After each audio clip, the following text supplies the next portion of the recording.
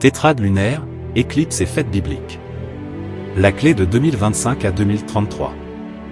Un calendrier céleste oublié. Jusqu'à maintenant. Introduction. Quand on prend une boussole et qu'on l'approche d'un aimant en rotation, l'aiguille du nord se met à bouger dans tous les sens. Elle perd son orientation. C'est une image forte de ce que beaucoup vivent aujourd'hui face aux événements mondiaux. Perte de repères, confusion, agitation. Mais le peuple de Dieu n'est pas appelé à errer sans direction. Nous avons un nord fixe, la parole de Dieu. Et à travers les prophéties bibliques, Dieu nous donne des points de repère, des balises pour garder la tête froide, le cœur ferme, et avancer avec discernement dans un monde en tumulte. Ce tumulte s'est encore amplifié cette nuit. Israël a attaqué l'Iran. Un choc, certes, mais pas une surprise pour ceux qui scrutent les Écritures.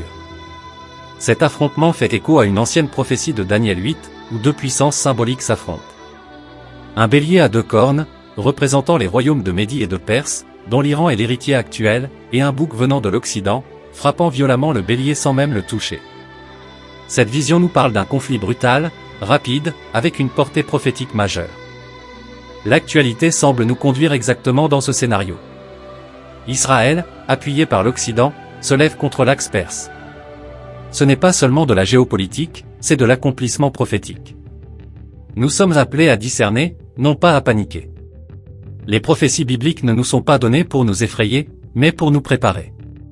Comme Daniel, il nous faut observer les signes, prier, et comprendre le temps dans lequel nous vivons. Le conflit entre Israël et l'Iran pourrait bien être un déclencheur dans cette grande fresque eschatologique qui se met en place. Et c'est dans cette perspective que nous allons maintenant entrer dans l'analyse prophétique liée au cycle lunaire, aux tétrades, aux visions, et à la chronologie céleste révélée. Dans cette dynamique de conflit au Moyen-Orient, un autre texte biblique résonne avec insistance.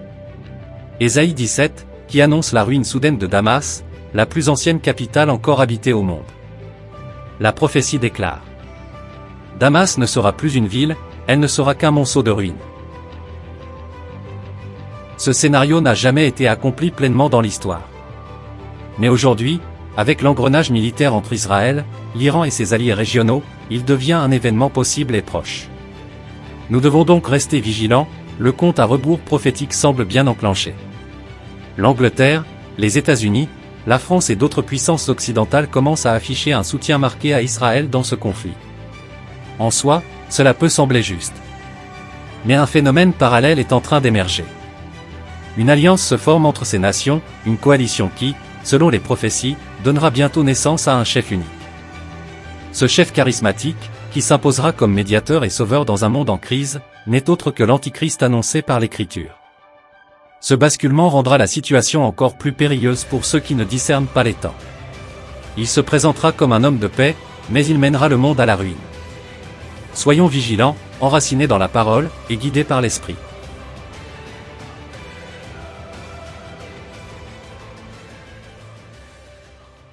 Une coalition pro-Israël.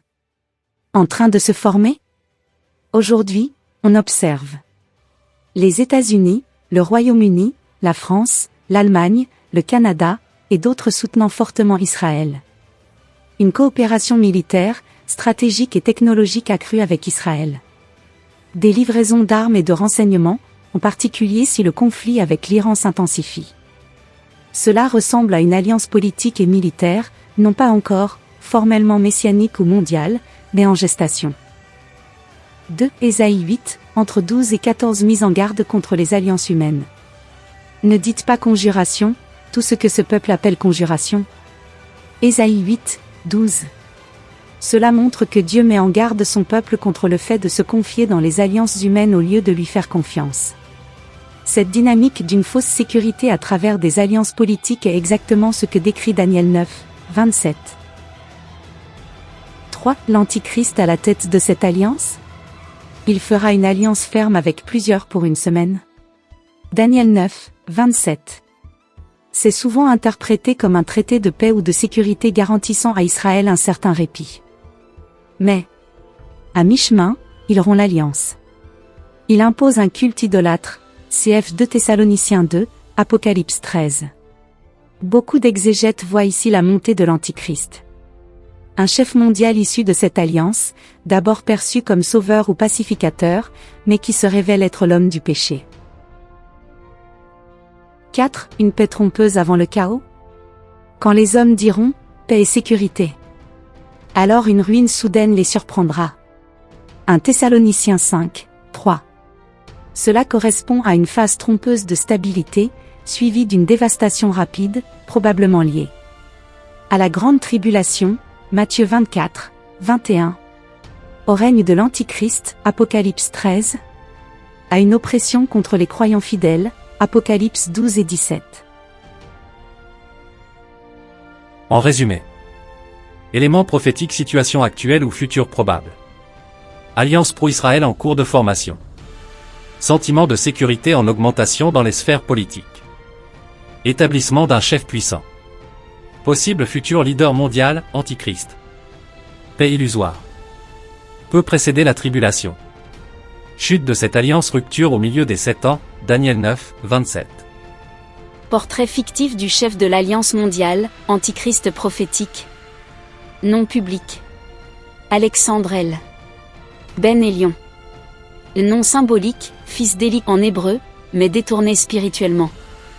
Nationalité, homme d'origine multiple, citoyen du monde. Rôle, président d'un Conseil mondial de paix et de sécurité, né de la fusion de l'OTAN, du Conseil de sécurité de l'ONU et d'un nouveau traité global après une guerre régionale. Profil personnel. Diplômé en philosophie, économie et stratégie militaire. Parle 7 langues, dont l'hébreu, l'arabe, l'anglais et le grec ancien. Se présente comme un humaniste visionnaire, hostile à l'extrémisme religieux. Orateur brillant, séduisant, toujours calme. A reçu un prix de la paix abrahamique pour avoir réconcilié Israël et ses ennemis historiques. Son œuvre politique. A négocié une paix historique entre Israël, l'Iran et plusieurs pays arabes. Après une brève guerre, Israël frappe l'Iran riposte par la Syrie, Damas est détruite. A fait reconstruire le temple à Jérusalem, en prétendant qu'il servira à l'unité des religions. A mis en place un système monétaire et d'identification mondiale pour éviter les crises et la pauvreté. Son lien avec Israël. Proclamé ami d'Israël. Se rend fréquemment à Jérusalem. Acclamé comme un nouveau Cyrus par certains rabbins. Il est invité à parler devant la Knesset, puis dans le temple reconstruit. À mi-chemin de l'Alliance, 3 ans et demi, il entre dans le temple et se proclame divin, annulant les sacrifices, et impose un culte à son image. Sa face cachée, prophétique. Inspiré par le dragon, Apocalypse 13. Trompe par des miracles mensongers. Persécute ceux qui refusent la marque de sa domination. S'oppose au Messie, usurpe les titres du Christ. Blasphème le Dieu du ciel. Son règne durera 42 mois, Apoc. 13, 5, avant que le Messie revienne. Image mentale, description visuelle fictive. Grand, charismatique, cheveux bruns argentés, regard perçant. Porte souvent un costume sombre sobre, sans cravate, mais un insigne en forme de croix stylisée inversée. Parle avec une voix grave et apaisante. Se montre souvent en train de serrer la main de dirigeants religieux, juifs, musulmans et chrétiens. Conclusion symbolique. Ce personnage incarne l'esprit de l'époque. Un pacificateur global, porteur d'un faux espoir. Un homme qui parle comme un agneau mais agit comme un dragon, Apocalypse 13, 11. Le prince qui doit venir, Daniel 9, 26, qui établit l'alliance de 7 ans, puis la brise. Avec le cœur en alerte. Voici pourquoi je parle. Bienvenue dans cette 5e partie de la série sur les lunes de sang. Avant de commencer, j'aimerais vous parler simplement, avec mon cœur. Présenter ce sujet est une tâche à la fois passionnante et redoutable. Redoutable, car il s'agit de traiter des temps de la fin, d'événements célestes liés à des signes prophétiques, avec la rigueur, l'humilité et la prudence que cela exige. Je vous l'avoue, j'aurais pu choisir le silence. L'incertitude, la complexité, les risques de mal interpréter ou d'être trop affirmatif, tout cela aurait pu m'arrêter. Mais j'ai préféré avancer, avec des pincettes dans la main, et la crainte de Dieu dans le cœur. Pourquoi ? Parce que ce que j'ai découvert ou plutôt ce que le Seigneur m'a laissé entrevoir est trop structuré, trop précis, trop puissant pour être gardé pour moi seul. C'est un puzzle céleste, un plan magistral, que Dieu semble avoir articulé pour notre génération, et qui mérite d'être médité, examiné, discerné ensemble. Je ne prétends pas détenir toutes les réponses. Je ne sais pas exactement quand chaque événement se déclenchera. Peut-être avec un décalage, peut-être autrement que je l'imagine. Mais une chose est certaine, les repères sont là, les signes sont visibles, et ils parlent. Alors je vous partage ici le fruit de plus de 10 années de prière, d'études, de recherche, et de chemin avec le Seigneur. Il m'a souvent fallu du temps pour assembler ces éléments. J'ai parfois douté, tâtonné, mais à chaque étape, le Seigneur a affermi mes pas. Cette vidéo n'est pas un message de peur. C'est une invitation à la vigilance, à l'étude, à l'amour de la vérité. Un appel à se préparer, à se sanctifier, à se tenir prêt comme l'épouse qui attend son époux. Car beaucoup de prophètes et de justes ont désiré voir ce que nous voyons, et aujourd'hui, c'est à nous de regarder. Shalom à vous tous, chers veilleurs, chercheurs de vérité, passionnés de prophétie et amoureux des signes du ciel. Bienvenue dans cette nouvelle exploration biblique et céleste, où la parole de Dieu rejoint les horloges du firmament. Dans cette vidéo, nous allons scruter ensemble une série d'éclipses lunaires et solaires très particulières, car elles tombent, non pas au hasard, mais précisément sur les fêtes bibliques établies par Dieu lui-même. Nous parlerons des tétrades lunaires de 2014-2015 et 2032-2033, du grand signe d'Apocalypse 12 apparu en 2017, de l'éclipse solaire dans la constellation de la Vierge en 2033, et de la mystérieuse date centrale du 17 septembre 2025.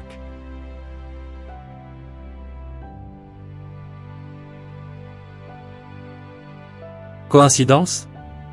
Ou message céleste synchronisé avec les Moedim, ces rendez-vous prophétiques que Dieu a établis dans sa loi, non pas comme de simples commémorations, mais comme des horloges spirituelles annonçant ses interventions dans l'histoire humaine, ces rendez-vous divins que le Créateur a fixés depuis la fondation du monde ?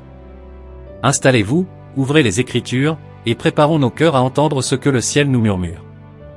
Très bonne question. Pourquoi donc les éclipses lunaires ou solaires qui tombent sur des fêtes bibliques comme Pessah ou Soukhot retiennent-elles l'attention des chercheurs bibliques et des veilleurs ? Dès la première page de la Genèse, Dieu place le soleil, la lune et les étoiles dans le ciel pour servir de signe pour les temps fixés, les Moedim, Genèse 1, 14. Ce mot, souvent traduit par saison, désigne en réalité les rendez-vous divins. Et justement, dans Lévitique 23, Dieu précise ces rendez-vous. Ce sont les fêtes de l'Éternel. Pessah, Shavuot, Yom Kippour, Soukhot. Ce ne sont pas des fêtes juives traditionnelles. Ce sont des rendez-vous prophétiques fixés par le Créateur lui-même. Alors quand les luminaires célestes, signes célestes majeurs, s'alignent sur ces Moedim, on ne peut pas ignorer la possibilité d'un message divin. Une alerte. Un rappel. Ou même une horloge céleste en marche. Est-ce un hasard si certaines éclipses lunaires, connues sous le nom de lune de sang, tombent précisément sur Pessah ou Soukhot ? Cela s'est produit de manière rare et répétée, en 2014 et 2015, 4 éclipses lunaires totales, parfaitement alignées sur les 2 grandes fêtes de printemps et d'automne, 2 années consécutives. Une tétrade rarissime. Cette fois seulement en 2000 ans.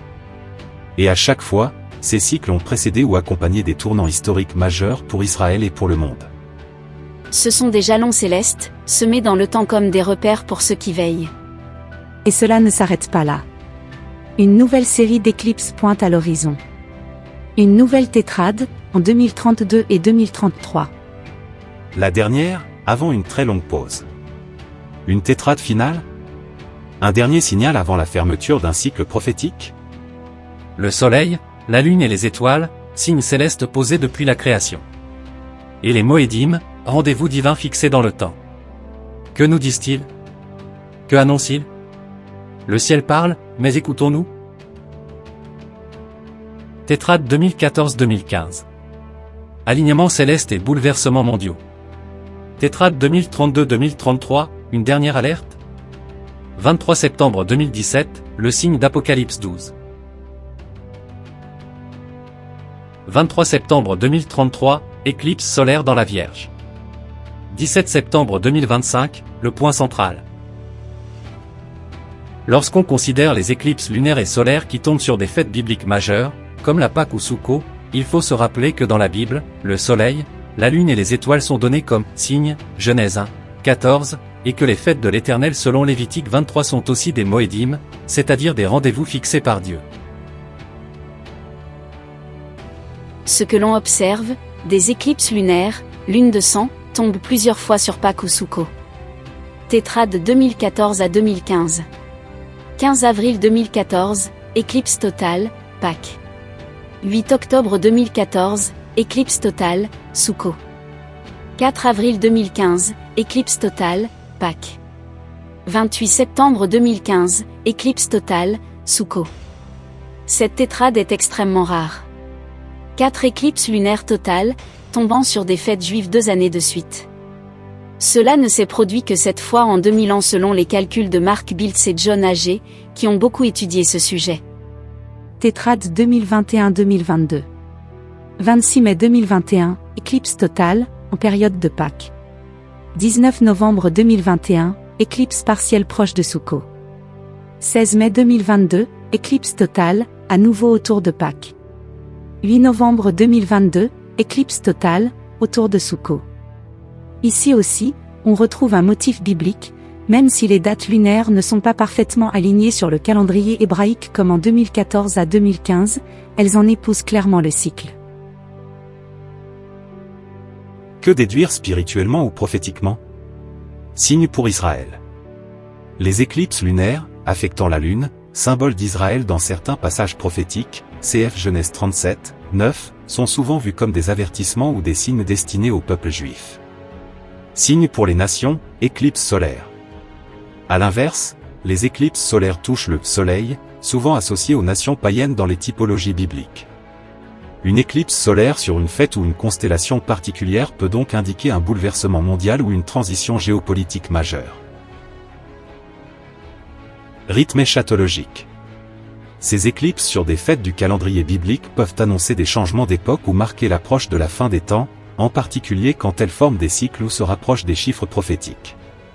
1260, 2300, 2520 jours. Exemple historique. Que s'est-il passé autour de la tétrade? 2014 à 2015? 2014-2015, montée des tensions autour d'Israël, accord nucléaire avec l'Iran, montée de l'État islamique, Daesh, crise migratoire en Europe. Dans d'autres tétrades passées, 1493 à 1494, 1949 à 1950, 1967 à 1968, on a au 1492 à 1493, expulsion des Juifs d'Espagne. Au 1948 à 1950, indépendance d'Israël. Au 1967 à 1968, guerre des 6 jours, reprise de Jérusalem. Chacune de ces tétrades a été suivie ou précédée de grands bouleversements pour Israël. Et aujourd'hui 2032-2033. La prochaine tétrade. 25 avril 2032, Pâques. 18 octobre 2032. Soukhot. 14 avril 2033, Pâques. 8 octobre 2033, Soukhot. C'est la dernière tétrade avant une très longue période sans. Elle pourrait correspondre à un dernier avertissement ou signal prophétique, dans la perspective du retour du Messie. D'autant plus qu'elle tombe à une période exactement 2000 ans après la crucifixion présumée de Jésus, vers entre 30 et 33 après Jésus-Christ. Conclusion. Les éclipses alignées sur les fêtes bibliques sont très rares et chargées de signification. Elles peuvent marquer des étapes majeures pour Israël et pour l'histoire du salut. Le fait qu'elles tombent souvent dans un cycle répétitif, Pâques Soukhot, 2 fois, montre une signature divine. Combinées à d'autres durées prophétiques, comme vous cherchez à les repérer, elles pourraient servir de repères temporels eschatologiques. Voici une analyse détaillée qui mérite d'être étudiée en profondeur. 23 septembre 2017, le signe d'Apocalypse 12. Ce jour-là, une configuration astronomique exceptionnelle a eu lieu. La constellation de la Vierge était visible dans le ciel. Elle était vêtue du soleil, le soleil était sur son épaule. La lune à ses pieds. Jupiter, elle, enfant mâle, sortait du ventre de la Vierge après un cycle rétrograde de 9 mois. 12 étoiles au-dessus de sa tête, les 9 étoiles de la constellation du Lion plus Mars, Mercure et Vénus.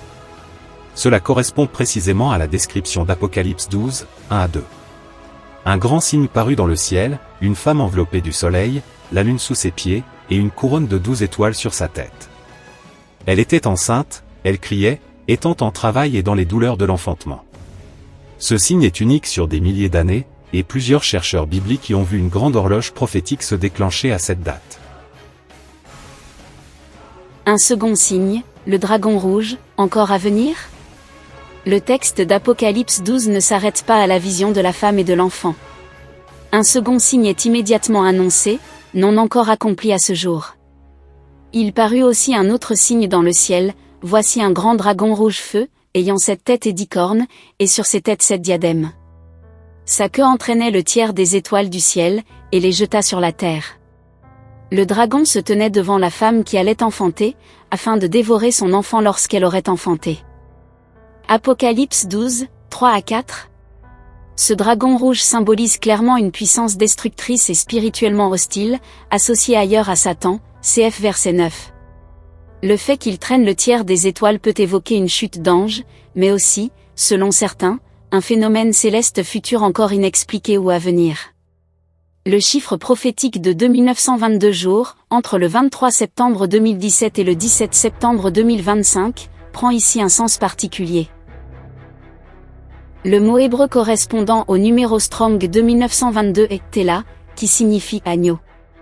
Or, dans ce même passage, l'enfant que le dragon veut dévorer est souvent identifié au Messie ou aux fidèles du Messie, assimilés aux agneaux. Ainsi, ce second signe pourrait indiquer une période à venir durant laquelle le dragon cherche à atteindre les « agneaux » du berger, ceux qui suivent véritablement le Seigneur, dans une phase de conflit spirituel majeur.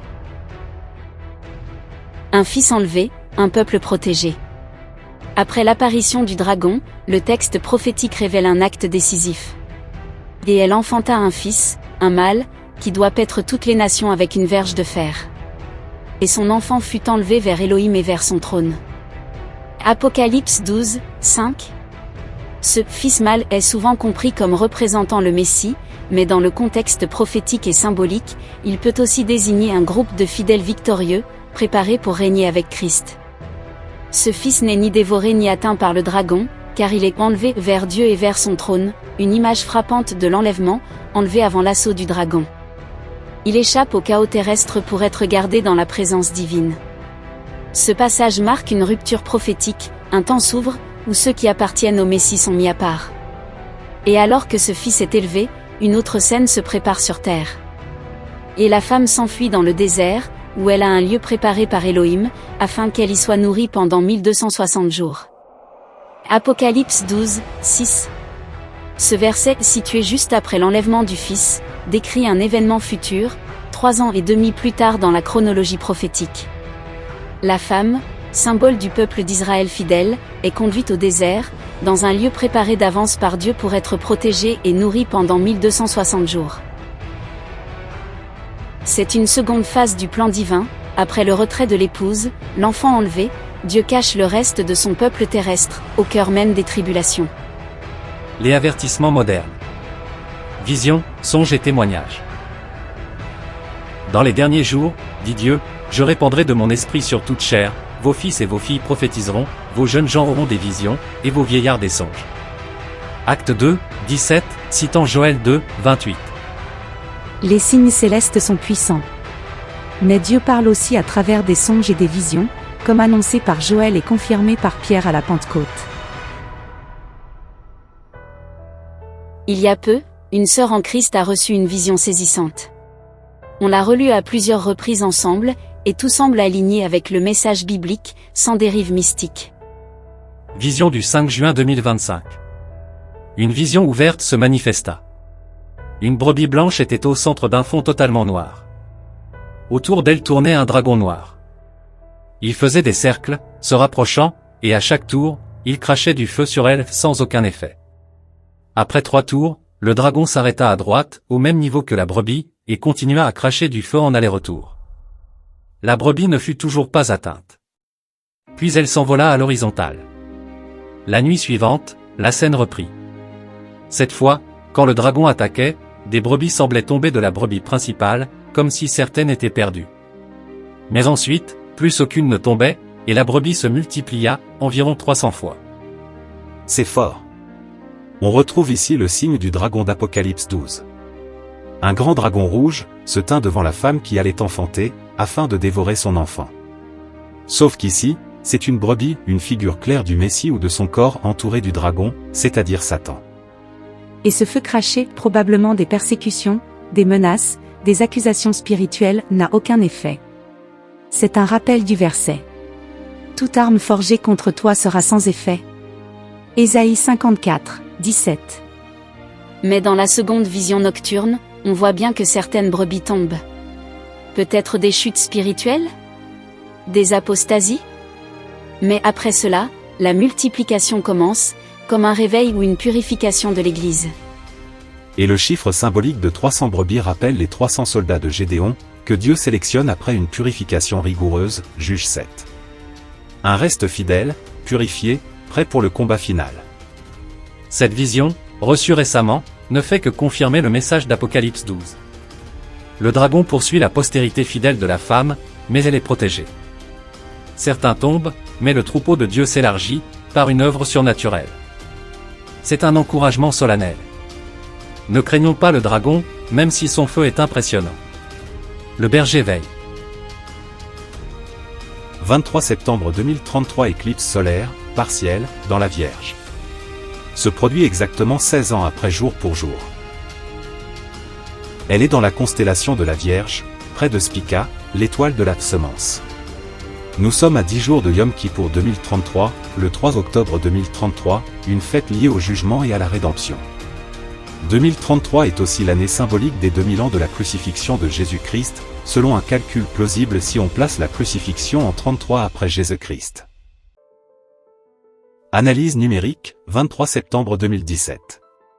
23 septembre 2033 égale 16 ans jour pour jour. Cela représente exactement 5844 jours, non bissextiles.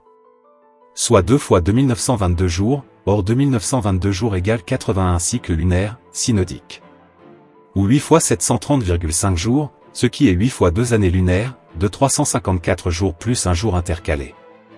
Bien que ce ne soit pas directement 1260, 1290, 1335 ou 2520 jours, cette durée complète pourrait représenter 2 temps de gestation prophétique, un premier accomplissement symbolique, 2017, et un second, 2033, correspondant à la naissance effective du royaume ou du jugement final. Contexte général prophétique. 2014-2015, tétrade lunaire sur les fêtes juives. Premier avertissement. 2017, le grand signe d'Apocalypse 12. Début d'un compte à rebours prophétique. 2024, grande éclipse solaire, Amérique du Nord. Possible précurseur du jugement sur les nations. 2033, année hautement symbolique. Crucifixion plus éclipse solaire dans la Vierge à la date anniversaire du signe d'Apocalypse 12. Ce que cela peut signifier. 2017 égale début d'un conte prophétique, une sorte de grossesse éschatologique. 2033 égale possible naissance finale, ou intervention divine ultime. L'éclipse du 23 septembre 2033 dans la Vierge ferme le cycle commencé en 2017. Cela peut illustrer une version complète d'Apocalypse 12, 5. Elle enfanta un fils, un mâle, qui doit paître toutes les nations avec une verge de fer. Le milieu exact. Il est entre le 23 septembre 2017, signe d'Apocalypse 12, et le 23 septembre 2033, éclipse solaire dans la Vierge, est le 17 septembre 2025.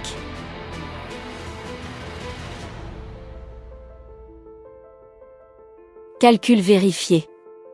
Du 23 septembre 2017 au 23 septembre 2033 égale 5844 jours. 5844 divisé par 2 égale 2922 jours. 23 septembre 2017 plus 2922 jours égale 17 septembre 2025.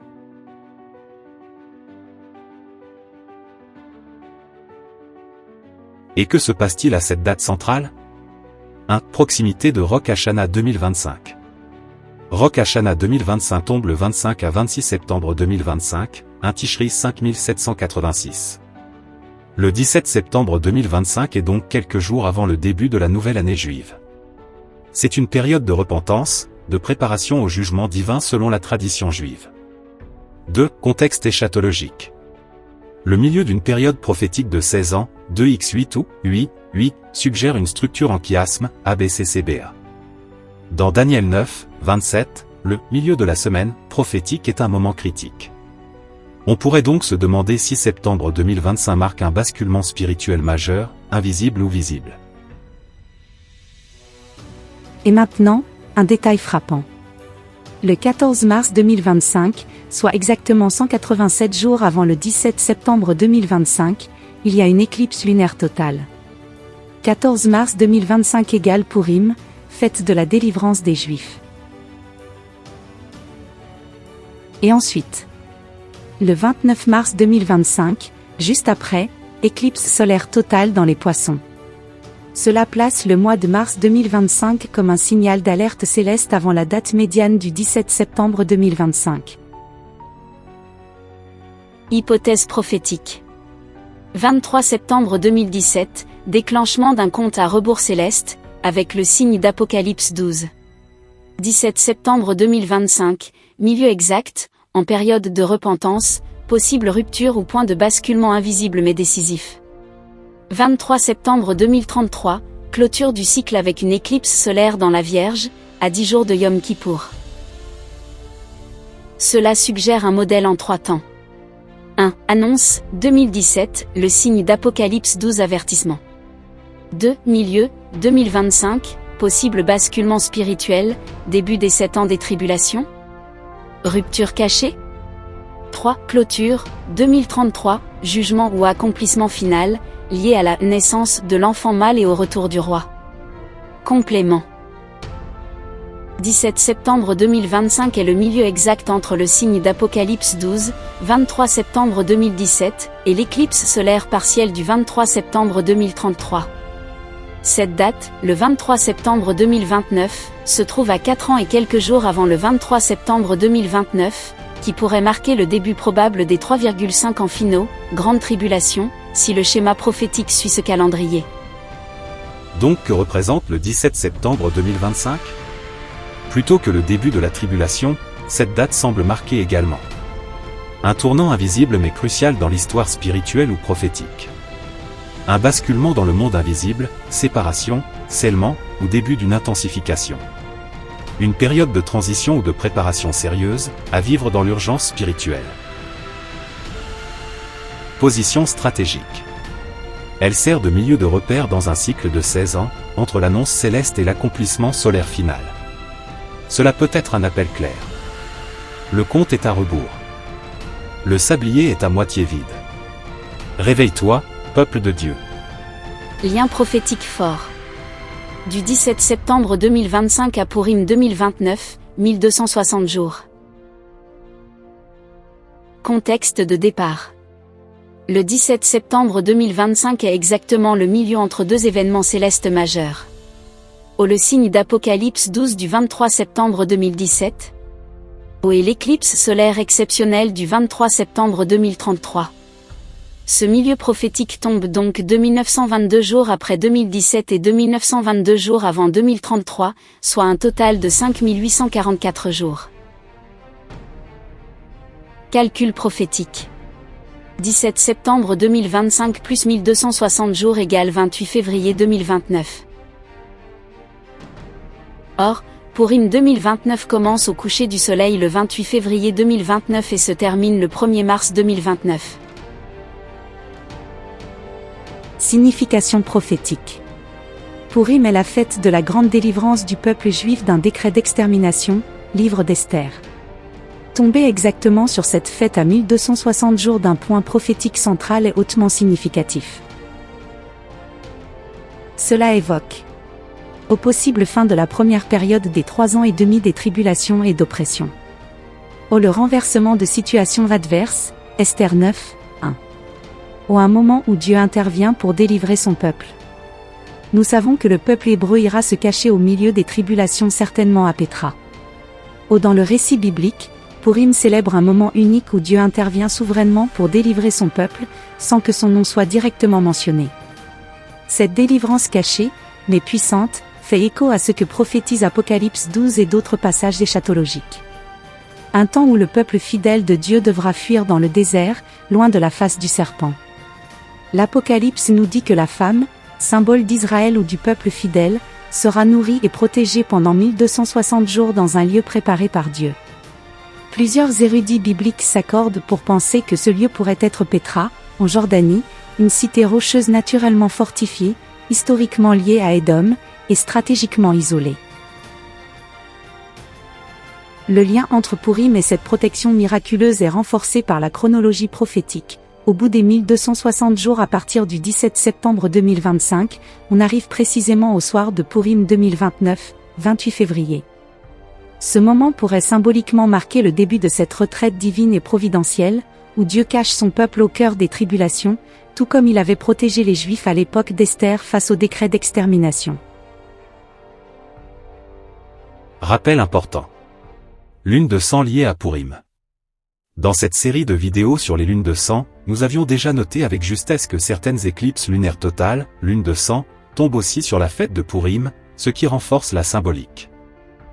14 mars 2025 lune de sang totale, juste avant Pourim, qui commence au soir du 13 mars 2025. Aux constellations, la Vierge. 3 mars 2026 lune de sang totale, juste avant Pourim, qui commence au soir du 3 mars 2026. Aux constellations, le Lion. Ces 2 lunes de sang tombent précisément dans la séquence de la première partie des tribulations de 3 ans et demi possibles entre 2025 et 2029, et encadrent donc Pourim 2029 comme un point culminant. Ancien calendrier. Dans l'ancien calendrier romain, utilisé avant la réforme julienne puis grégorienne, l'année débutait au 1 mars, et non au 1 janvier comme aujourd'hui. Le mois de février, à l'époque, était donc le dernier mois de l'année. Ce calendrier archaïque, attribué à Romulus, vers 750 avant Jésus-Christ, ne comptait que 10 mois, et Mars était le premier, dédié à Mars, dieu de la guerre, marquant le retour de la saison des batailles. Ce n'est qu'ultérieurement que janvier et février furent ajoutés à la fin de l'année, avant d'être déplacés au début par Jules César. Ainsi, dans cette logique antique, le 28 février était le dernier jour de l'année, et le 1 mars ouvrait un nouveau cycle annuel. Dans ce contexte, le fait que Pourim 2029 tombe exactement le 28 février au soir, soit à la frontière entre l'ancienne année et la nouvelle, prend une portée symbolique puissante. Cela marque non seulement le 1260 jours prophétiques depuis le point central du 17 septembre 2025, mais aussi une transition entre 2 temps, 2 ères. Celle de la souffrance ou de l'oppression, et celle de la délivrance et du renversement des situations, à l'image de ce que raconte le livre d'Esther. Ce chevauchement entre la fin d'un ancien monde, février, et le début d'un nouveau temps, mars, renforce le message eschatologique.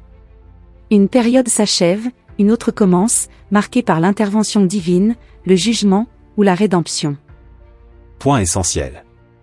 Le 28 février 2029 tombe à Pourim, fête de délivrance. Ironiquement, ce serait le moment où commence la pire persécution mondiale contre Israël, mais Dieu cache son peuple.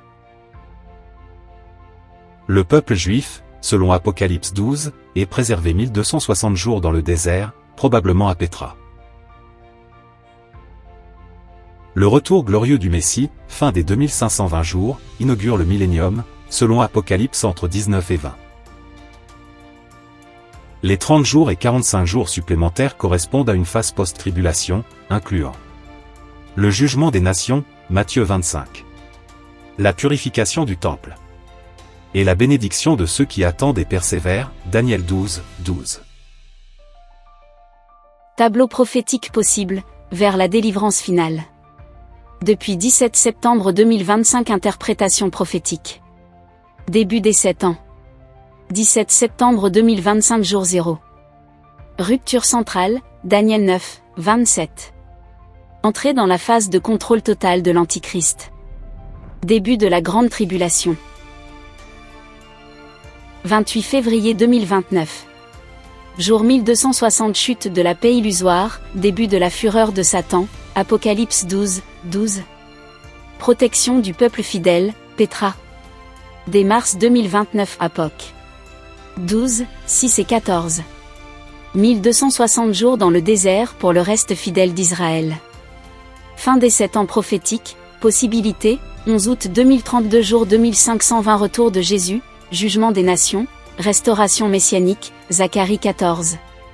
Plus 30 jours, purification et transition, possibilité, 10 septembre 2032 jour 2550 Daniel 12, 11. Possible purification du sanctuaire, chute complète de Babylone. Plus 45 jours, bénédiction finale, possibilité, 25 octobre 2032 jour 2565 Daniel 12, 12 béatitudes, résurrection, héritage des fidèles. Note importante sur les dates et les projections prophétiques. Le tableau ci-dessus présente une projection chronologique possible basée sur plusieurs repères bibliques. Les éclipses, les fêtes de l'Éternel, le signe d'Apocalypse 12, et les durées prophétiques comme les 1260, 1290, 1335 et 2520 jours. C'est le fruit d'une recherche ardente, mais cela ne doit pas être perçu comme un calendrier figé ou absolu. Cette hypothèse vise à nous rendre attentifs aux saisons spirituelles, à discerner les temps, mais sans prétendre connaître l'heure exacte des événements majeurs comme l'enlèvement ou le retour glorieux du Seigneur. La fin des 7 années de tribulation reste particulièrement difficile à cerner de manière exacte. En effet, plusieurs durées prophétiques se superposent, 2520 jours, 2 fois 1260, puis 30 jours supplémentaires, Daniel 12, 11, et encore 45 jours, Daniel 12, 12. Il semble que le Seigneur ait volontairement laissé un flou prophétique sur la date précise de son apparition en gloire. En revanche, le jour de l'enlèvement pourrait être précédé d'un signal clair ou spirituel, à l'image du « cri de minuit » dans la parabole des 10 vierges. Au milieu de la nuit, un cri se fit entendre, « Voici l'époux. Sortez à sa rencontre. » Matthieu 25, 6. Cela suggère que le moment du départ pourrait être annoncé d'une manière que les vierges sages sauront reconnaître, mais que la fin des 7 années reste entre les mains du Père. Ainsi, nous sommes invités à veiller avec intelligence, dans une attitude d'humilité et de vigilance, conscients que Dieu peut encore nous surprendre dans la façon dont il accomplit ses promesses. Conclusion d'Espérance. Quel que soit le déroulement exact des événements, une chose est certaine, le Seigneur est fidèle à ses promesses. Chaque jour qui passe, nous rapproche du moment où la trompette sonnera, où les cieux s'ouvriront, et où le roi des rois apparaîtra sur les nuées. Restons éveillés, les lampes allumées, prêts à le rencontrer, car notre délivrance approche. Luc 21, 28.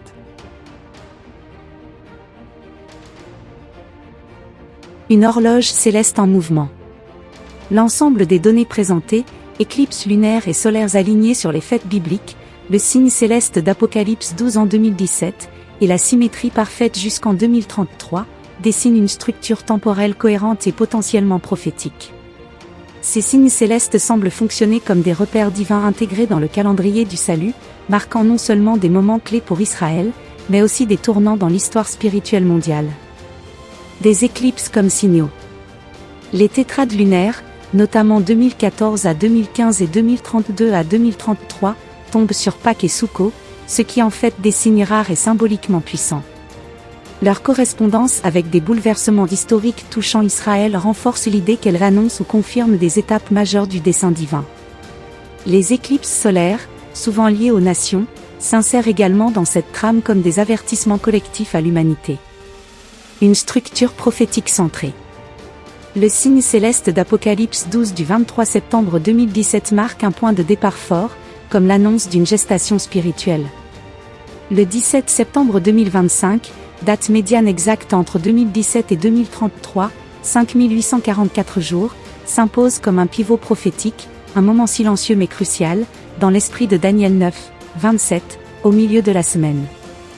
Cette date précède les grandes fêtes de Tikri et coïncide avec un appel à la repentance, à l'image de la période des jours redoutables dans le judaïsme. Le cycle se referme en 2033 avec une éclipse solaire dans la Vierge, 16 ans jour pour jour après le signe d'Apocalypse 12, une possible allusion à la naissance spirituelle évoquée dans ce même chapitre. Des durées prophétiques précises. Le fait que Pourim 2029 tombe exactement 1260 jours après le 17 septembre 2025, milieu du cycle, est hautement prophétique. Cela pourrait représenter la fin d'une période d'oppression et le début d'une délivrance, à l'image de l'histoire d'Esther. Cette coïncidence numérique montre que Dieu pourrait avoir imprimé dans le ciel une horloge parfaite, lisible à ceux qui veillent. Ce que cela suggère.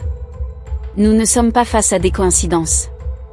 Nous observons ce qui pourrait bien être une séquence chronologique prophétique précise, encadrée par des signes célestes majeurs, et qui suit les Moedim, fêtes fixées par Dieu, épouse les cycles lunaires, se synchronise avec des durées bibliques classiques, 1260 jours, et converge potentiellement vers 2033, année marquante symboliquement 2000 ans après la crucifixion du Messie. Et maintenant ? Le 17 septembre 2025 approche. Si ce modèle est juste, il ne marque pas encore l'accomplissement, mais bien le basculement. Un point charnière. Un appel. Le sablier est à moitié vide. La vigilance spirituelle, la repentance, et l'observation attentive des signes sont plus que jamais de mise. Ce n'est peut-être pas la fin, mais c'est le milieu du compte à rebours. Une durée prophétique parlante. Le secret caché dans les tétrades lunaires. Chaque tétrade lunaire, une série de 4 éclipses lunaires totales rapprochées, s'étend sur une durée précise, 531 jours. Or cette durée n'est pas anodine lorsqu'on l'observe à la lumière des concordances bibliques Strong. Une tétrade égale 531 jours. Strong grec 531, apantzi, qui signifie rencontre, accueil ou aller à la rencontre de quelqu'un, le même mot utilisé dans 1 Thessaloniciens 4, 17, nous serons enlevés ensemble avec eux sur des nuées, pour aller à la rencontre, apantzi, du Seigneur dans les airs. Un mot-clé pour les noces célestes. L'épouse va à la rencontre de l'époux, dans une célébration divine invisible au regard terrestre. 2 tétrades égale 1062 jours. Mais en ajoutant quelques jours pour inclure les 2 phases complètes, par exemple de la première éclipse à la dernière, on atteint 1065 jours.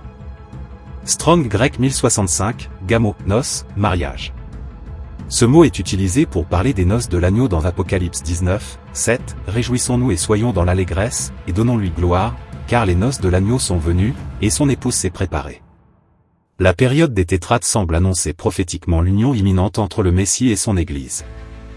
3 tétrades égale 1593 jours. Strong grec 1593, ekphego, qui signifie s'enfuir, disparaître secrètement, échapper discrètement. C'est un terme qui évoque l'enlèvement dans sa dimension invisible, cachée au monde, mais révélée aux croyants. L'Église ne sera peut-être pas retirée dans une grande démonstration visible, mais comme un souffle retiré du monde, dans le secret du plan divin, cf Matthieu 24, entre 40 et 42. Conclusion de cette section. Les tétrades lunaires ne sont pas seulement des cycles astronomiques. Leur durée exacte, répétée et codée dans le langage biblique, semble résonner comme un compte à rebours discret, destiné à préparer l'épouse pour le grand jour des noces et l'enlèvement qui s'opérera comme un mystère dévoilé seulement à ceux qui veillent. Voici, je vous dis un mystère.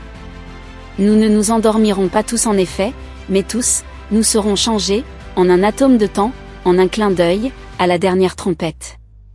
Car on sonnera de la trompette, et les morts seront réveillés incorruptibles, et nous serons changés. Mais, il faut que le corruptible revête l'incorruptibilité, et que le mortel revête l'immortalité. 1 Corinthiens 15, entre 51 et 53. Un enlèvement mystérieux, mais révélé aux croyants. Dans la Bible, l'enlèvement de l'Église est présenté comme un mystère, un plan caché de Dieu, gardé secret depuis les âges, mais révélé à ses serviteurs par l'Esprit. L'apôtre Paul écrit : Voici, je vous dis un mystère, nous ne mourrons pas tous, mais tous, nous serons changés, en un instant, en un clin d'œil, à la dernière trompette. 1 Corinthiens 15, 51 à 52. Ce mystère concerne une transformation soudaine et surnaturelle, réservée à ceux qui appartiennent au Christ. Ce n'est pas un événement visible pour le monde entier, comme le sera le retour en gloire, mais un enlèvement discret, céleste, qui surprendra le monde mais récompensera la vigilance de ceux qui croient. Les noces célestes, le rendez-vous secret de l'épouse et de l'époux. L'Écriture décrit aussi l'enlèvement comme les noces de l'agneau, Apocalypse 19, 7, une image profonde de l'union finale entre Christ et son Église. Le mot grec associé à la durée d'une tétrade, 531, apansi, signifie précisément « rencontre pour accueillir un roi ou un époux ». Cette rencontre céleste se fait dans les airs, 1 Thessaloniciens 4, 17, à l'abri des regards terrestres. Plus encore, 1593, qui correspond à 3 tétrades lunaires, signifie « disparaître secrètement ». Une évocation saisissante de l'enlèvement silencieux des croyants fidèles. Ce n'est donc pas un hasard si les cycles célestes, notamment les tétrades, semblent refléter cette dynamique cachée de la rédemption. Invisible pour le monde, mais révélée aux veilleurs. La signification prophétique du nombre 17 dans l'Écriture. Dans la Bible, le chiffre 17 revêt une signification symbolique puissante, liée à la victoire sur l'adversité et au triomphe divin. Il ne s'agit pas simplement d'un chiffre anodin, mais d'un marqueur prophétique qui revient dans plusieurs épisodes clés des Écritures. Livre ouvert Genèse 7, 11. C'est le 17 jour du 2e mois que les sources du grand abîme jaillirent, et que les vannes du ciel s'ouvrirent, déclenchant le déluge. Ce jugement marqua la victoire de la justice de Dieu sur un monde corrompu. Exode 17, 8 à 13. Lors de la bataille contre Amalek, c'est le 17 jour que Moïse, les bras levés avec l'aide d'Aaron et Hur, vit Israël remporter une victoire écrasante, symbole de la puissance de l'intercession et du secours divin dans la guerre spirituelle. Esther 3, entre 12 et 13. Bien que l'édit de destruction du peuple juif fut publié le 13 Nisan pour être exécuté le 13 Adar, le récit global du livre d'Esther converge vers une victoire finale sur les ennemis d'Israël. Selon certaines traditions, les événements clés de cette délivrance se sont enclenchés autour du 17 jour du mois, soulignant encore une fois le retournement providentiel. Ainsi, le nombre 17 devient un symbole prophétique de délivrance, un signal discret mais puissant que Dieu inscrit dans les temps et les cycles pour encourager la foi des veilleurs. 1717. Le code caché des tétrades lunaires. Ce schéma de victoire semble se refléter de manière surprenante dans la structure des tétrades lunaires des dernières décennies. Dans les tétrades de 2014 à 2015, 2021 à 2022 et 2032 à 2033, les lunes de sang tombent systématiquement sur la Pâque, mois 1, et Soukhot, mois 7, selon le calendrier biblique hébraïque, formant un motif répétitif. 1717. Curieusement, sur le calendrier grégorien, des nations, les éclipses de la triade de 2018 à 2019 tombent également sur janvier, mois 1, et juillet, mois 7, reproduisant le même code temporel, 1717.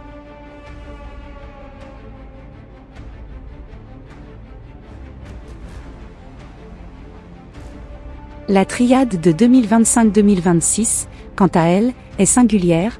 2 éclipses totales tombent autour de la fête de Pourim, fête de la délivrance miraculeuse racontée dans le livre d'Esther. Là encore, l'association avec la victoire du peuple de Dieu revient avec force. Ce motif 1717 répété à travers les cycles célestes pourrait bien être une empreinte divine discrète, rappelant le chiffre 17, la victoire sur l'ennemi, et annonçant une délivrance imminente pour ceux qui espèrent dans le Seigneur.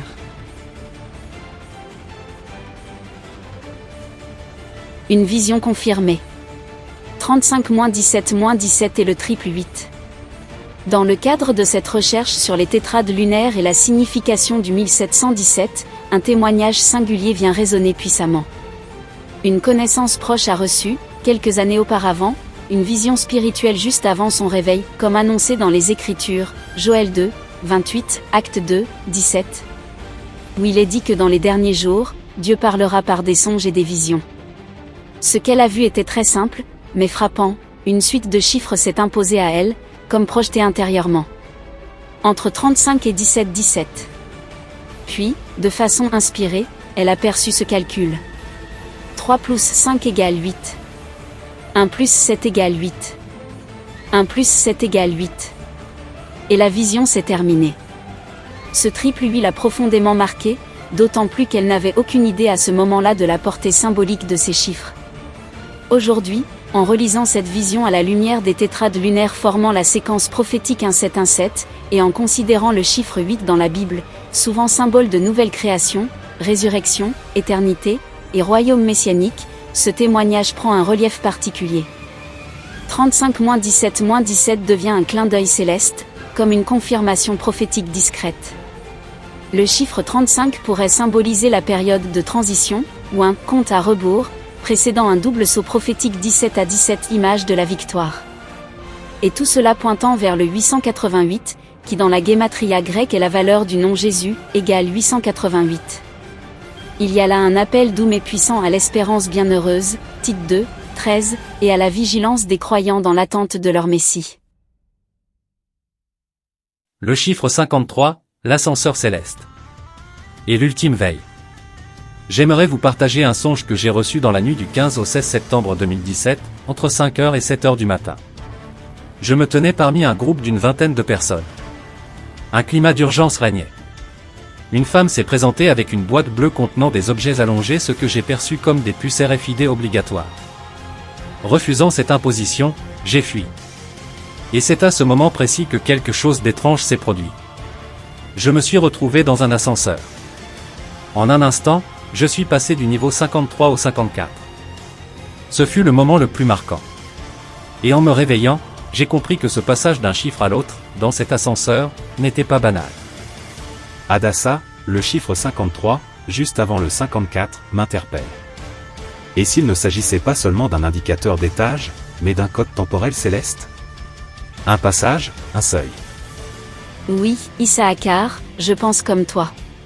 Et si on le lit symboliquement, 5 plus 3 égale 8, soit 8 jours après la date du songe. Et là, on tombe pile sur le 23 septembre 2017, le jour du signe céleste d'Apocalypse 12. La femme enceinte, la naissance, l'enlèvement symbolique. Ce n'est pas un hasard. Vous soulevez quelque chose d'essentiel, Hadassa.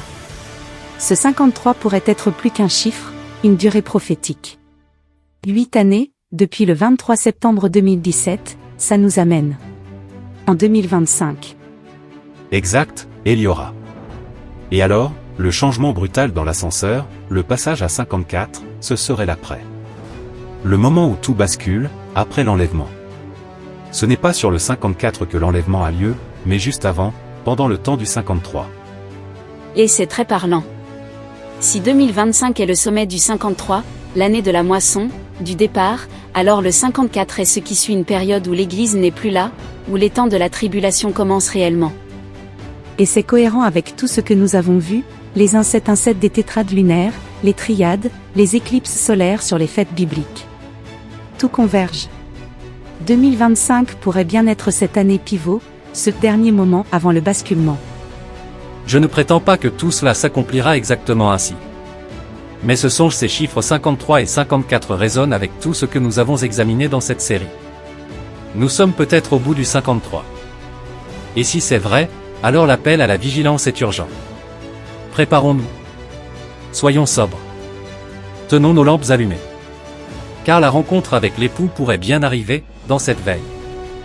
Ce songe, reçu en 2017, m'a longtemps marqué. Je me revois encore, refusant cette puce dans un climat d'oppression, courant vers une forêt, puis, cet ascenseur. En un instant, je suis passé du chiffre 53 au chiffre 54. Un seul instant. Et pourtant, tout avait changé. J'ai longtemps prié, réfléchi, demandé au Seigneur ce que cela signifiait. Si le 53 représente un avertissement, une période finale sur Terre, alors le 54 pourrait symboliser le moment précis de l'enlèvement, le basculement vers l'éternité, l'étage céleste. En y repensant, quelque chose m'a frappé plus récemment, 35 plus 17 égale 52. Et ce 52, juste avant le 53-54, semble indiquer l'accomplissement d'un cycle, un jalon prophétique atteint. Puis vient le 53, figure d'un dernier appel, le seuil, et le 54, peut-être l'instant de l'enlèvement. Tout cela pourrait être relié, comme une séquence céleste, qui nous montre que le temps est bien plus proche qu'on ne l'imagine. Éclipse lunaire et solaire. 2 avertissements, deux destinataires. Dans la pensée biblique et prophétique, les éclipses ne sont pas de simples phénomènes astronomiques. Elles sont des signes dans les cieux. Et selon plusieurs enseignants et chercheurs en prophétie, leur nature lunaire ou solaire détermine à qui s'adresse le message céleste. Les éclipses lunaires, et notamment les lunes de sang, sont généralement associées à Israël et au peuple juif. La lune, qui reflète la lumière, est souvent symboliquement liée à Israël dans l'Écriture, un peuple appelé à refléter la lumière divine parmi les nations. Ainsi, les éclipses lunaires apparaissant lors des fêtes bibliques majeures peuvent être comprises comme des signaux prophétiques adressés au peuple élu, annonçant des temps de changement, de jugement ou de délivrance. Les éclipses solaires, en revanche, sont souvent interprétées comme des avertissements pour les nations. Le soleil représente la source directe de lumière, et son obscurcissement est un signe fort de jugement ou de transition majeure.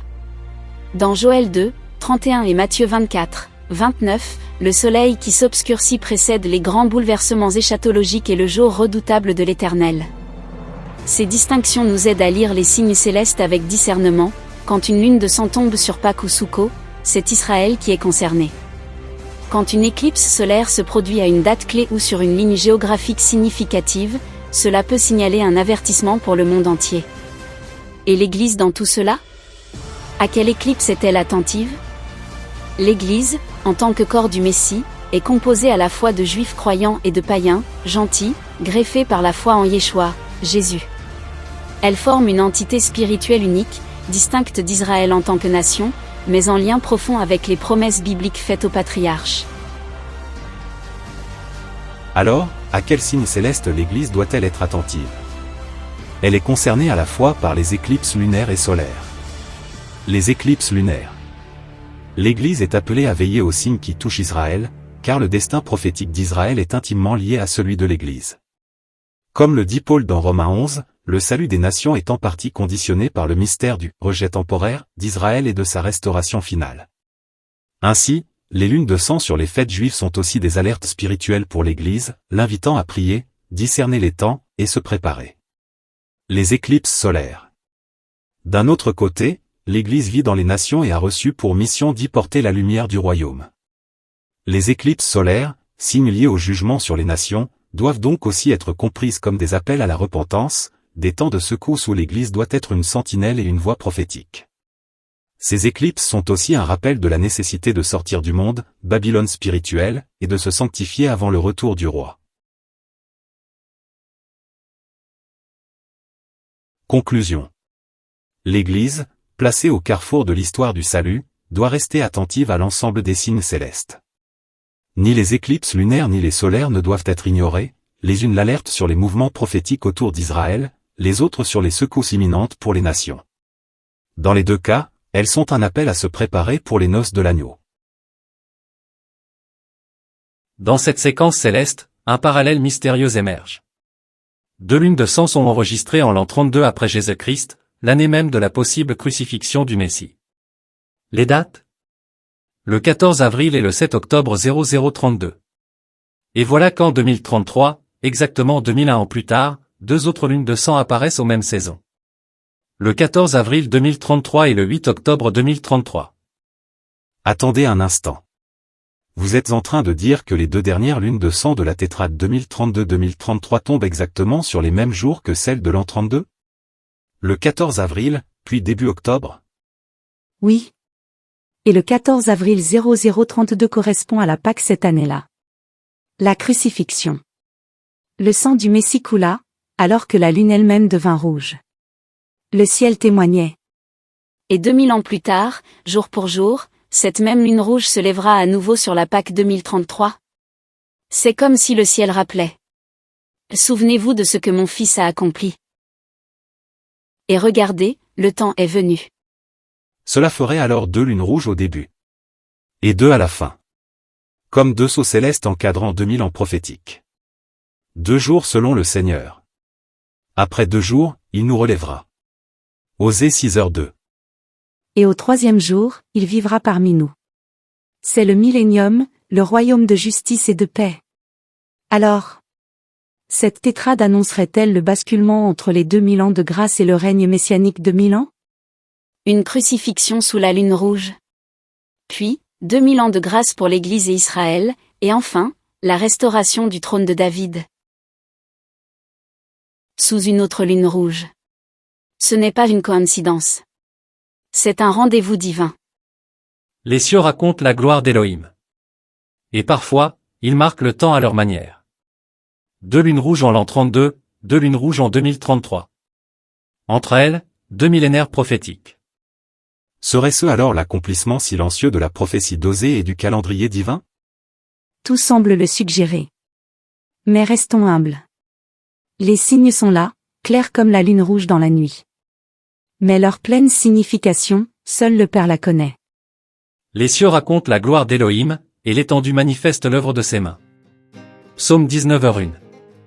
Tu sais, plus je regarde ces éclipses, plus je suis frappé par leur précision. Rien n'est laissé au hasard. Même les tétrades suivent des cycles très anciens, comme si tout était programmé dans le temps. C'est vrai. D'ailleurs, tu savais que la NASA a cartographié toutes les éclipses lunaires et solaires depuis des milliers d'années? Les tétrades 2014-2015, 2021-2022, et la future 2032-2033 sont toutes confirmées scientifiquement. Ce ne sont pas des inventions religieuses. Ce sont des faits célestes observables. Oui, et la précision de ces phénomènes est telle qu'ils sont calculés à la seconde près. Et puis il y a les cycles de Saros. Tu sais ce que c'est? Pas vraiment. Tu peux m'expliquer? Le cycle de Saros dure environ 18 ans et 11 jours.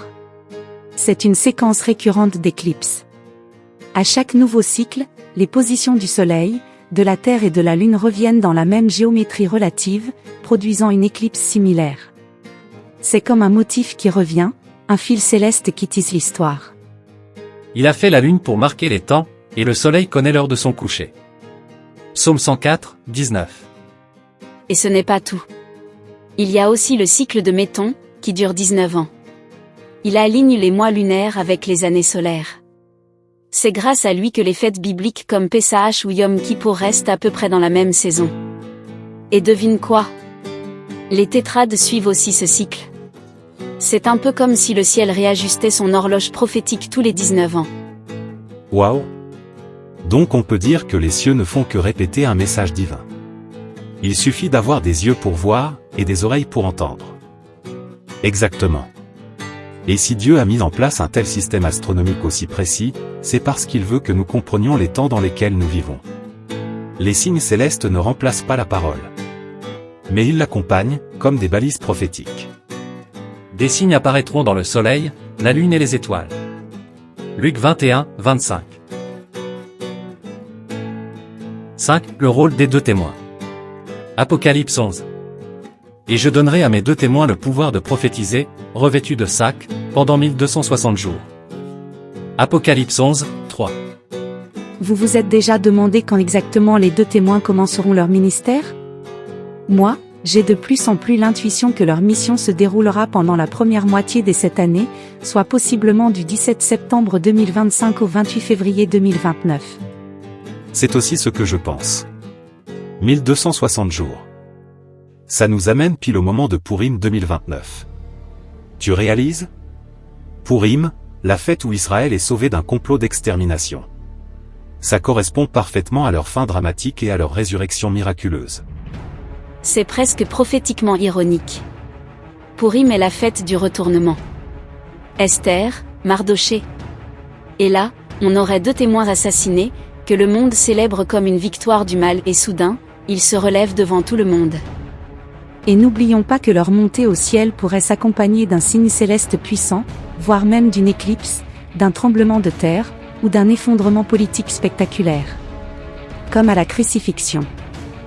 Et après les 3 jours et demi, un esprit de vie venant de Dieu entra en eux, et ils se tinrent sur leurs pieds, et une grande crainte tomba sur ceux qui les regardaient. Apocalypse 11h11. Il faut dire aussi que s'ils prophétisent pendant les 1260 premiers jours, cela signifie qu'ils apparaissent juste après l'enlèvement, pour être une voix de vérité en plein chaos mondial. Ils seraient les témoins messianiques officiels dans un monde sous le choc. C'est cohérent avec leur rôle. Ils sont comme Moïse et Élie, ou Josué et Zorobabel. 2 lampes allumées dans la nuit. Et puis, leur autorité est redoutable. Ils peuvent fermer le ciel, frapper la terre de plaies. Et leur ascension le jour de Pourim? Ce serait comme le dernier appel à la repentance pour le monde. Juste avant que la grande tribulation ne bascule dans une phase encore plus sombre, à partir du 28 février 2029. Lorsqu'ils auront achevé leur témoignage. Apocalypse 11, 7. Et si leur montée vers le ciel ouvrait justement le temps de fuite d'Israël dans le désert? L'Écriture semble tisser un lien mystérieux entre la fin de leur ministère, la fureur du dragon, Apocalypse 12, 13, et la protection divine de la femme pendant 1260 jours. Ce serait alors un passage de relais prophétique. Les deux témoins terminent leur mission, et immédiatement Israël est conduit en lieu sûr, dans le désert, pendant les 3 ans et demi restants.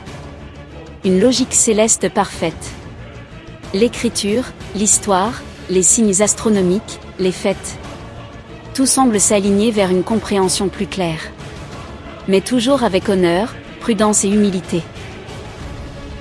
3. Le retard, divin apparent souveraineté d'Élohim et patience parfaite.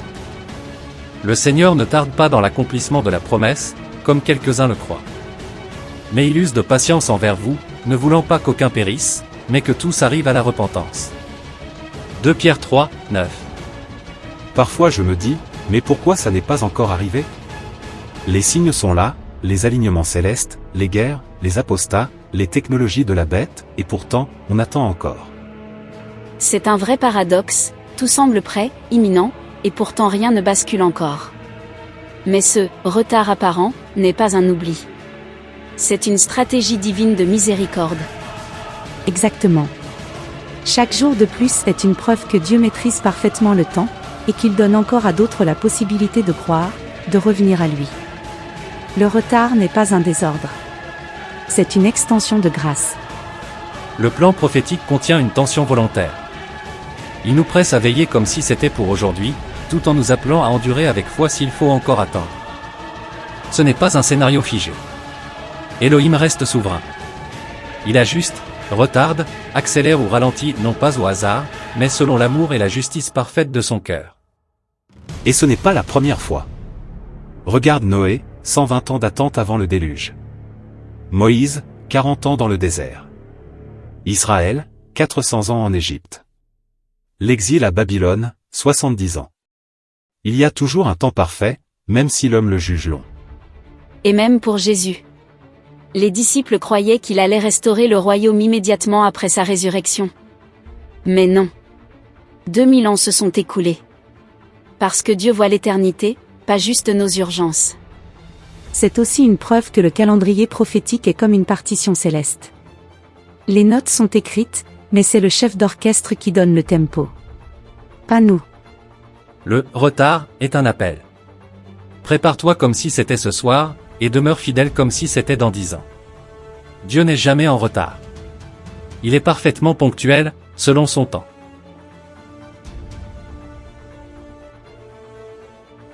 2. Le rôle d'Israël dans les derniers temps. Le figuier qui refleurit. Apprenez du figuier cette parabole. Dès que ses branches deviennent tendres, et que les feuilles poussent, vous savez que l'été est proche. Cette génération ne passera point que tout cela n'arrive. Matthieu 24, 32 à 34. Vous avez remarqué? Dans tout ce qu'on a évoqué, Israël est le point d'ancrage. C'est comme si Dieu avait mis une horloge visible sur la terre, et cette horloge, c'est le peuple hébreu. Et quelle horloge? La renaissance de l'État d'Israël en 1948. Après presque 2000 ans de dispersion. C'est un miracle historique. Et puis 1967. Jérusalem est reprise.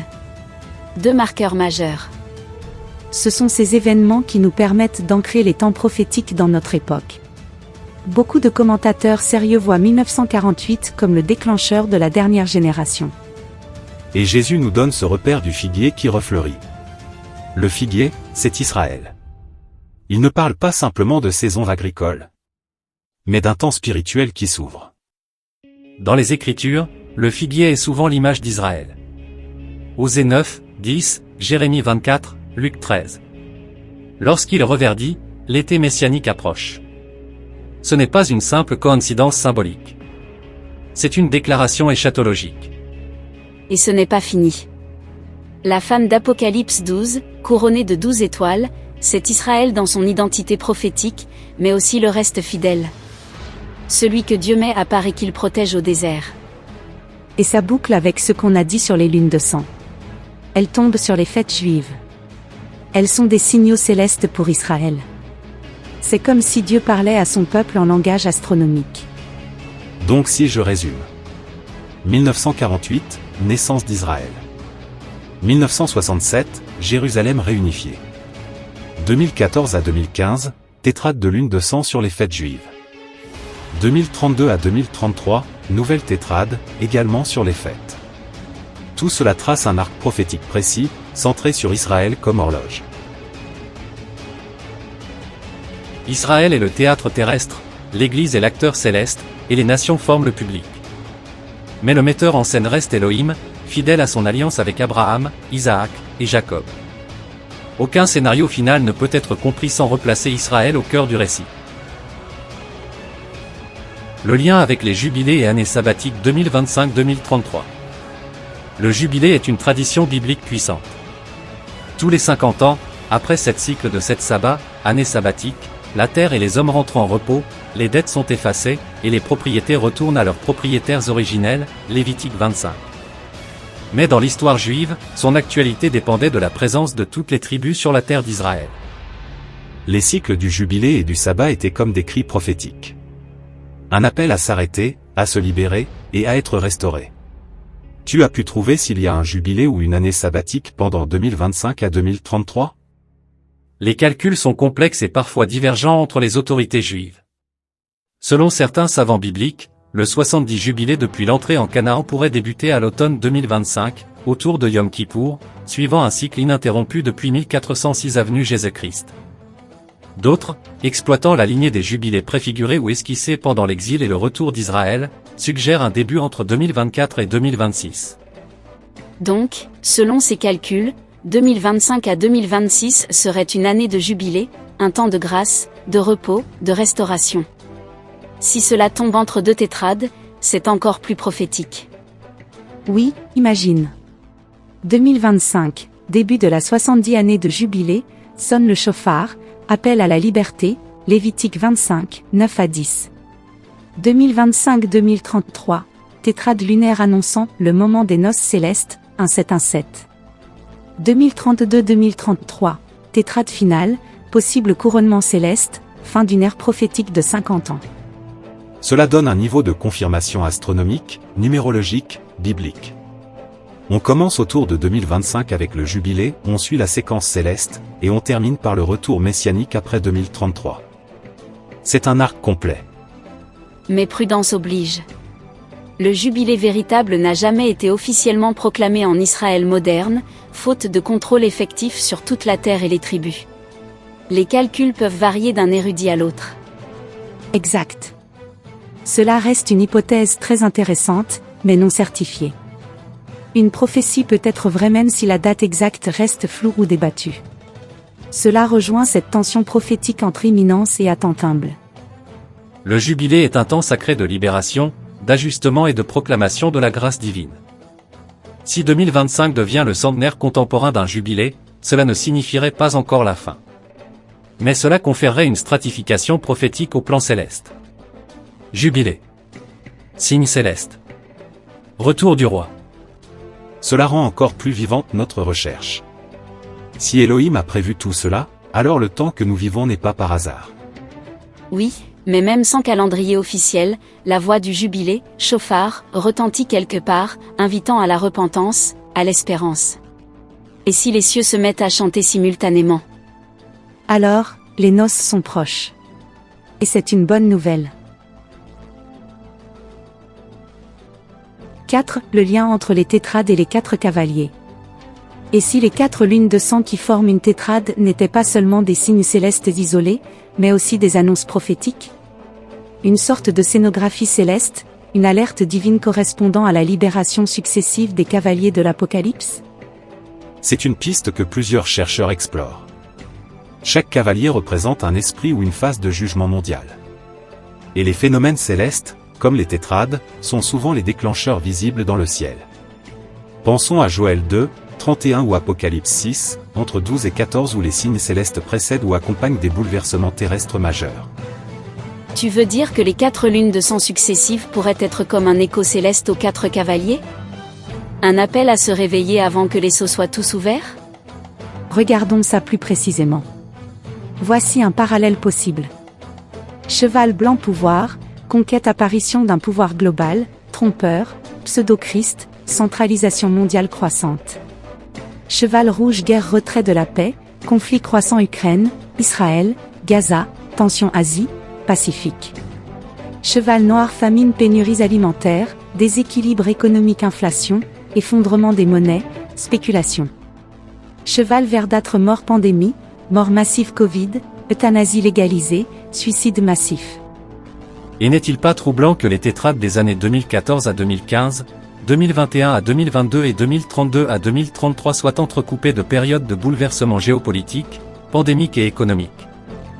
Ce qui est intéressant, c'est que la symbolique du chiffre 4 est partout ici. 4 cavaliers. 4 lunes de sang dans chaque tétrade. 4 points cardinaux égale jugement global. Et même dans les 4 saisons, cycle complet du monde. Cela pourrait symboliser une alerte universelle, progressive mais irréversible. Tu veux dire que les tétrades sont peut-être un signal de précèlement? Une mise en alerte prophétique, pour que les croyants se préparent avant l'irruption brutale des jugements d'Apocalypse 6? Et que peut-on faire, alors? Prier, avertir, et veiller. Le ciel parle. Ceux qui aiment son apparition le reconnaîtront. Le ciel n'est pas muet. Ces lunes sanglantes peuvent bien être des trompettes silencieuses, des avertissements visuels que le livre est déjà dans la main de l'agneau, prêt à être déroulé. En résumé, les 4 lunes de sang d'une tétrade pourraient être vues comme un reflet symbolique ou un avertissement prophétique des 4 cavaliers. Ce n'est pas une doctrine, mais une lecture prophétique plausible, basée sur des modèles bibliques récurrents, signes dans les cieux, parallèles symboliques. Cela n'induit pas la date exacte de leur déclenchement, mais renforce le sentiment d'urgence spirituelle et d'alignement avec les temps de Dieu.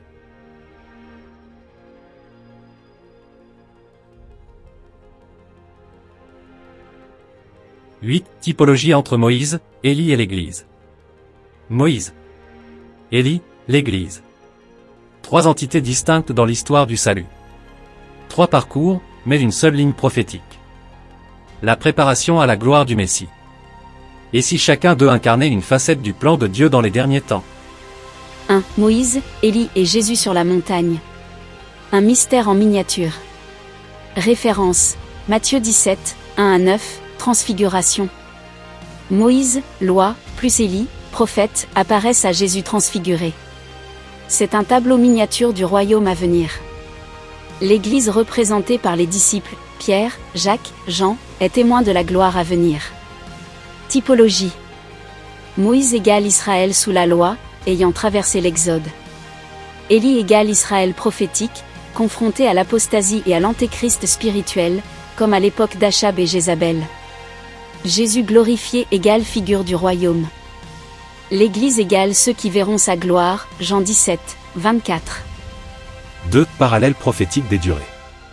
Moïse 40 jours sur le Sinaï, 2 fois, 40 jours Exode 24, 18, 34, 28. Élie fuite au désert plus Horeb 40 jours un roi 19, 8. Jésus tentation dans le désert 40 jours Matthieu 4, 1 à 2. 2 témoins, type Moïse plus Élie, ministère prophétique à Jérusalem 1260 jours Apocalypse 11, 3. Femmes, Israël croyant, protégé au désert 1260 jours Apocalypse 12, 6.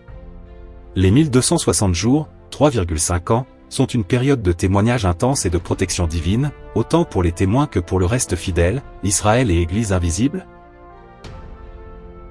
3. Moïse, Élie, et l'Église dans le plan eschatologique. Symbolise loi, Torah, Exode prophétie. Rappel à l'alliance. Nouvelle alliance en Christ. Expérience. Mort mais enterré par Dieu, Deutéronome 34, 5 à 6. Monté vivant, 2 Rois 2, 11. Enlèvement promis, 1 Thessaloniciens 4, entre 16 et 17. Rapport à l'Antéchrist. Résistance à Pharaon, type Antéchrist. Combat spirituel contre Jézabel, Baal, résistance par témoignage jusqu'à l'enlèvement. Mission eschatologique. Possible témoin, Apoc. 11. Possible témoin, Apocalypse 11. Enlevé avant colère divine, Apocalypse 3, 10, 1 Thessaloniciens 5, 9. Conclusion typologique. Moïse illustre le peuple de Dieu sauvé par le sang, Exode, mais passant par la mort. Élie préfigure ceux qui ne mourront pas mais seront enlevés vivants, type Église fidèle. L'Église, corps du Messie, est appelée à vivre une double typologie. Mourir au monde comme Moïse, mais être enlevé comme Élie. C'est fascinant, Moïse meurt, Élie est enlevé, et Jésus est transfiguré. Tout ça sur une montagne. Un résumé prophétique, non? Et l'Église.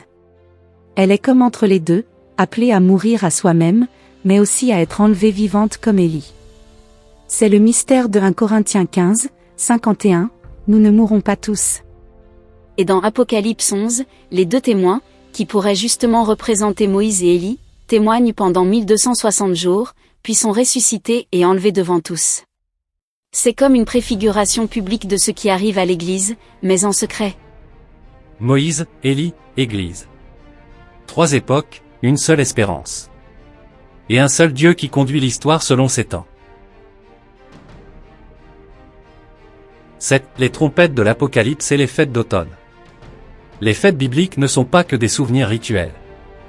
Elles sont aussi des rendez-vous prophétiques fixés par l'Éternel, Lévitique 23. Les fêtes du printemps ont été accomplies dans la première venue du Messie. Les fêtes d'automne, pointent-elles vers son retour? Les 3 grandes fêtes d'automne et leurs symboles prophétiques. Fête des trompettes Yom Teruah Rosh Hashanah. Alerte, appel à la repentance, peut représenter l'enlèvement. Jour des expiations Yom Kippour jugement, purification d'Israël, lien possible avec le retour visible du Messie. Fête des tabernacles Soukot joie, habitation de Dieu avec les hommes, image claire du royaume messianique. Le lien entre Yom Teruah et l'enlèvement me semble de plus en plus pertinent. Paul parle d'une « dernière trompette » 1 Corinthiens 15, 52, et c'est justement à Yom Teruah qu'on sonnait une série de 100 coups de chauffard, dont le dernier était le Tekiah Gedolah, le son le plus long, le plus puissant. Cela colle, non? Oui, c'est très parlant. Mais certains chercheurs avancent que la « dernière trompette » ne fait pas allusion à Yom Teruah, mais plutôt à la 7e trompette d'Apocalypse 11, 15, qui annonce « Le royaume du monde est remis à notre Seigneur ».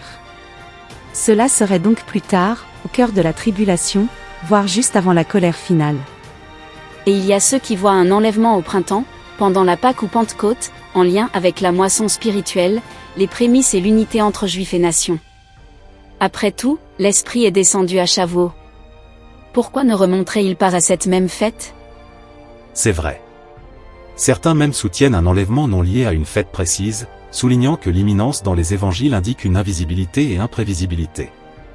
Jésus dit : « Vous ne connaissez ni le jour ni l'heure. » 3 interprétations principales à considérer. Enlèvement à Yom Teruah. Correspond à la fête des trompettes sons de chauffard, appel à monter, mystère, réveil 1 Corinthiens 15, 52, 1 Thessaloniciens 4, 16. Symbolisme fort du chauffard. Enlèvement à la Pentecôte, printemps en lien avec la moisson, l'union des croyants juifs et non-juifs acte 2, Exode 19, montée de Moïse, Jean 4, 35. Enlèvement sans lien festif fixe basé sur le caractère imminent et imprévisible du retour.